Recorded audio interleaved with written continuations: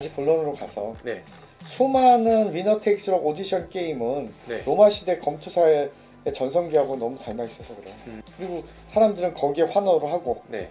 거기에 일부가 돼서 꿈을 꾸면서 네. 하루하루 그 별 볼 일 없는 삶을 살아가는 게 지금 우리 시대 아니에요? 네. 이 끝은 뭐냐? 결국 로마는 그 끝에 제국이 붕괴하게 가잖아.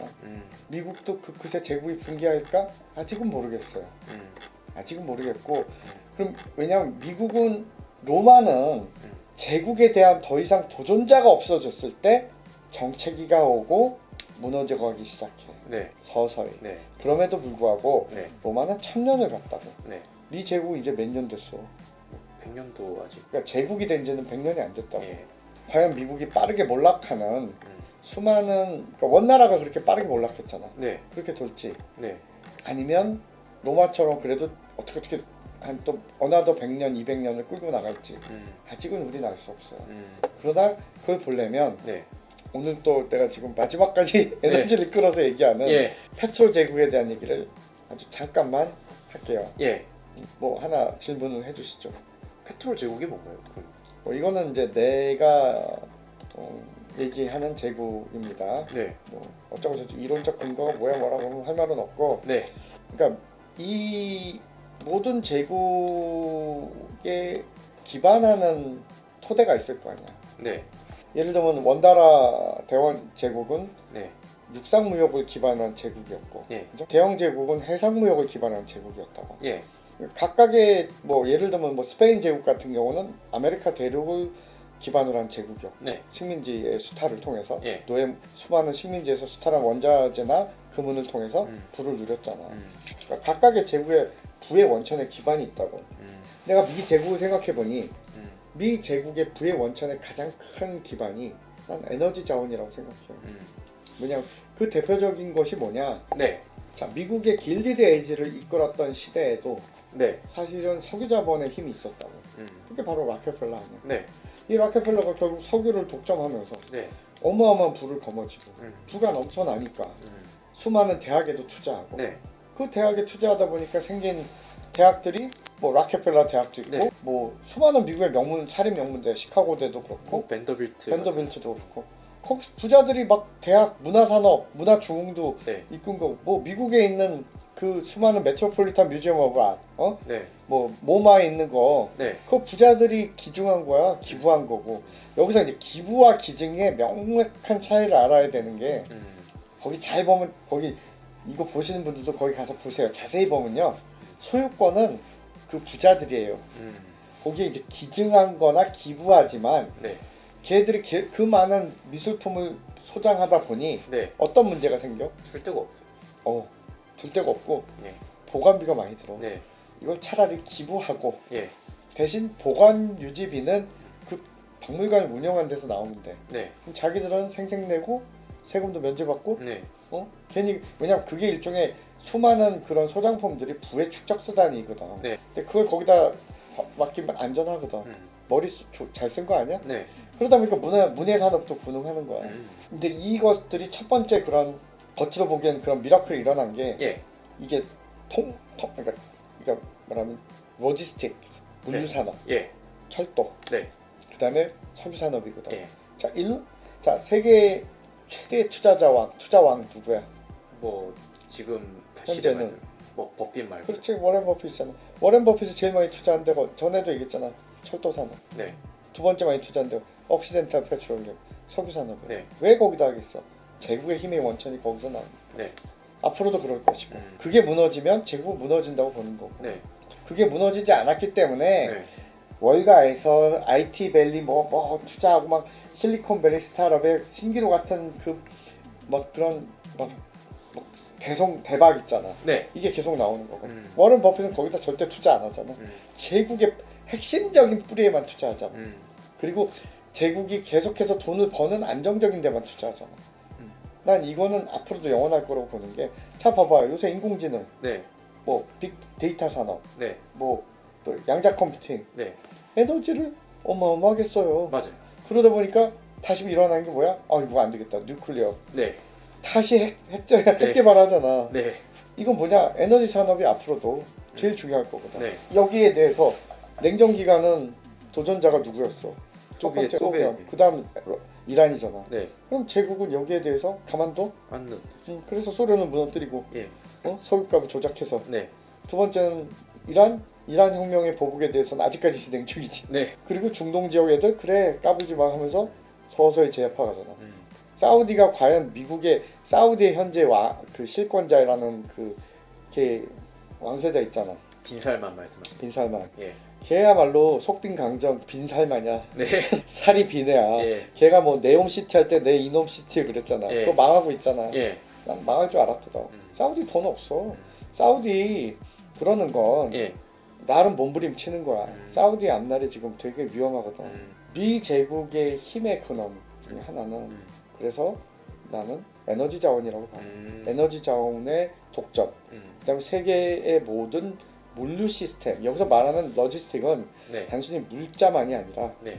파이낸스, 자금의 흐름을 독점하고 네. 이걸 움직이는 거에 기반하거든. 네. 근데 미 제국이 네. 거기에 도전하는 게 또 하나가 이제 그래. 자금의 흐름을 독점하는데 도전자가 누구야? 바로 비트코인이야. 비트코인. 그걸 가만 놔둘 것 같아? 아니요. 절대로 가만 놔두지 않아. 어떤 식으로든지 이거를 미 제국의 그 흐름 안에 두었다가 그게 흐름 안에 두는 게 실패하면 네. 없애버릴 거야. 아. 갑자기 루즈벨트가 네. 금을 네. 소유를 금지하잖아. 네. 그래서 미 제국의 근본이 기반의 달러 패권의 기반이 되게 하잖아. 네. 똑같을 거야. 갑자기 비트코인 소유를 전격적으로 금지할 수도 있어. 아니면 제한할 수도 있고. 트럼프가 비트코인 찬양하는 건 네. 일시적인 쇼에 불과해. 장기적으로는 그걸 절대 허용하지 않을 거고 거기에 대해서 일론 머스크가 반기를 들면 네. 바로 자르는 정도가 아니라 일론 머스크 미국에 추방할 수도 있어. 그 미 제국의 핵심이거든. 제국의 핵심적인 코어를 건드리는 자는 또 세력은 국가는 네. 어떠한 거부도 네. 그냥 두지 않아. 그거를 잘 알고 투자 원칙을 잘 따른 사람이 내가 보기엔 워렌 버핏이야. 버핏이 대단한 사람이 아니야. 어떻게 보면 되게 원칙론자인 거지. 그리고 길게 보면서 길게 볼 수 있는 돈을 갖고 있으니까. 네. 자 그러면 간단하게만 이걸 보고 얘기해 봅시다. 네. 지금 전 세계의 석유 넘버원 석유 산출 국가가 어디야? 아까 미국이라 하시죠. 예, 수출 국가도 이제 미국이야. 네. 근데 이거보다 더 중요한 사실이 있어요. 네. 오일 리파이너리라고 알지? 경제를 하는. 사실은 이게 더 돈을 많이 벌어. 그렇죠. 거기서 뭘 많이 뽑아내죠. 우리나라도 그걸 가지고 그동안 중화학공업이 성장해온 거거든. 네. 그러면 작년에 전 세계에 네. 오일 리파이너리의 정제량이 제일 많았던 넘버원 나라가 어딜까요? 차이나라고 말씀하시거든요. 네. 이 표를 보면 중국이에요. 네. 올해 다시 미국이 앞섰어. 그러니까 지금도 미국이 가까스로 1위를 유지한다는 얘기야. 네. 지금 표를 보면 알겠지만 한국 여기 몇 위에 있어요? 5위쯤입니다. 야, 한국의 지금 중화학공업 산업이 네. 지금 이대로 유지될 수 있을까요? 중국이 저가로 때리면. 중국이 저가로 때리면 네. 중국에는 수많은 총재 회사들이 있어. 네. 그 티팟 인더스트리라고 그러는데 그러니까 뭐냐면 중소 회사들이 있었는데 그것 때문에 우리가 중국이 골아팠는데 그걸 국가가 개입해가지고 통폐합시켜가지고 이제는 이익이 나는 그 정유 회사가 많이 생겼어. 얘들이 지금 저기 세계 시장에 네. 저가에 예. 그 수많은 디젤 오일이고 벤젠이고 나프타고 막 뿌리기 시작해. 여기에 지금 한국이나 다른 나라들이 못 견디는 거야. 네. 미국 이걸 계속 놔둘까요? 아니요. 이게 미국이 아마 굉장히 심각한 도전이 될 거거든. 네. 그러니까 요게 이제 그 정제선이 있다 그러더라고. 그러니까 보통 오일 그 배럴당 그 3불에서 5불 사이는 돼야 네. 이익이 난다 그러더라고. 근데 중국은 그동안 3불도 못 뽑아 먹었는데 네. 이제는 그 3불을 임계점을 넘었다는 주장들이 있어요. 그럼 중국은 이제 그러니까 중국이 경제가 망했다? 네. 아니야. 중국이 만약 오일 리파이너를 통해서 돈을 벌기 시작하면 네. 금방 회복할 수 있어. 저것도 놀라운 사실이야. 언뜻 보면 중국 경제가 침체한 것 같지만 네. 중국은 절대로 그 쉽게 무너질 나라가 아니라는 게 내가 이 지표를 보고 놀란 거야. 그러니까 중국은 네. 이 표를 보고 오일 리파이너리에서 지금 계속 놀고 있어. 네. 그리고 이거 때문에 우리나라 중화학공업 네. 특히 화학산업 네. 현재 우리나라 화학산업은 그 부가가치를 생산하는 데서 화학 특허가 네. 선진국에 비해서는 그러니까 다른 유럽이나 미국에 비해서 못하거든. 난 롯데케미칼 이대로 가면 망할 수도 있다고 보는 거야. 그래서 경쟁력이 없거든. 중국한테 이 물량 공세 못 당해낸다고. 그런데 또 놀랍게도 네. 중동 정선이 안정화되고 하면서 네. 미국이 본격적으로 석유를 더 생산하면서 네. 석유 가격은 어때? 떨어졌네. 이 덕에 중국의 생산성이 높아진 거. 네. 미국이 그럼 중국을 도와주고 있는 거 아니야? 그러네요. 되게 아이러니해. 예. 그리고 이 표를 봐봐. 결국은 리파이너리 이 능력을 네. 미국은 지금 2000년에 되게 정체돼 있고 오히려 내려갔잖아. 네. 중국이 살짝 올라섰어. 네. 작년에. 그 미국이 지금 2004년에 잠깐 회복했지만 네. 다시 역전될 가능성이 크지 않을까요? 그렇겠죠. 그래서 이 아웃풋에 세계 5대 국가가 있다고. 예. 미국, 중국, 러시아, 인디아, 사우디.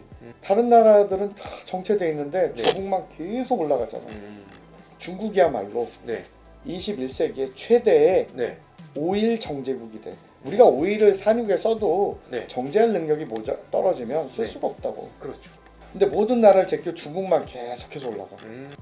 이것들이 이제 석유 가격, 원유 가격까지 내려가면서 말이죠. 네.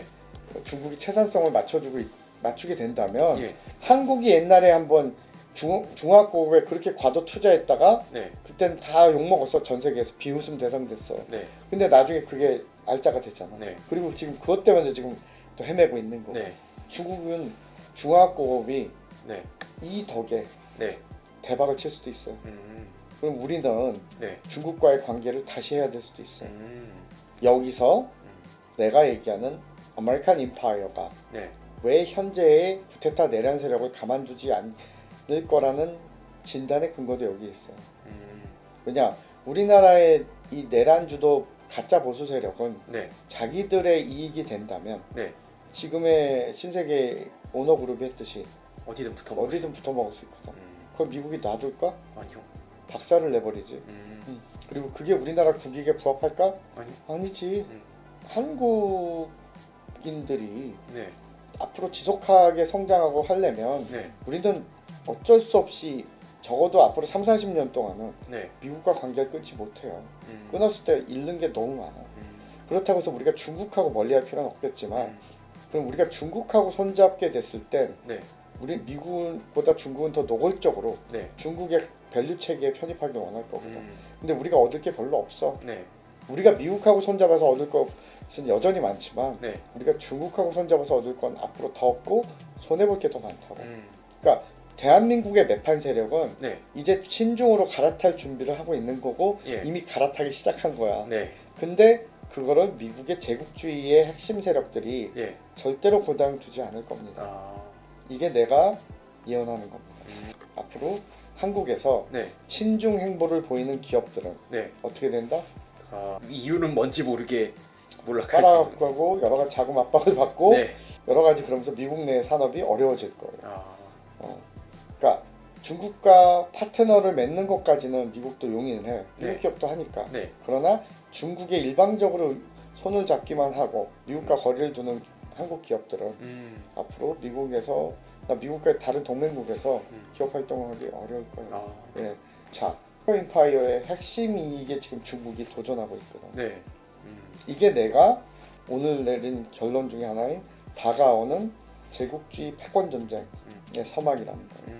미중 패권 전쟁은 촉발되는 근원은 에너지 자원 전쟁에서 기원할 것이고 소위 희귀광물 가지고 싸우는 건 네. 표면에 드러난 작은 전쟁, 갈등에 불과해요. 왜? 미국도 희귀광물 많아. 네. 환경 때문에 안 하는 거야. 네. 환경이나 여러 가지 소속 문제가 골치 아파서 안 하는 거지. 네. 그렇지만 결국은 중국도 알아. 미국의 패권의 핵심은 에너지 자원에 있고 중국의 약점도 동시에 그거예요.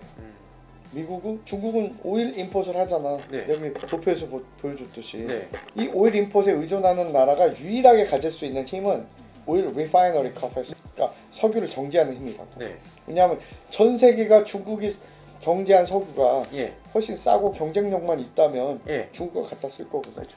미국 기업도 그럴 거거든. 그거를 미국이 가만 놔두겠냐는 거지. 아니겠죠. 여기에 대해서 지금 아무도 주목하지 않더라고. 내가 페트롤 달러의 역할에 대해서 전에부터 얘기해 왔잖아. 네. 이거를 주목하지 않으면 네. 다가올 거대한 클래시, 네. 이 충돌을 엉뚱한 데서 짚게 될 거예요. 그리고 우리도 여기에 대비해야 돼요. 오늘은 여기까지.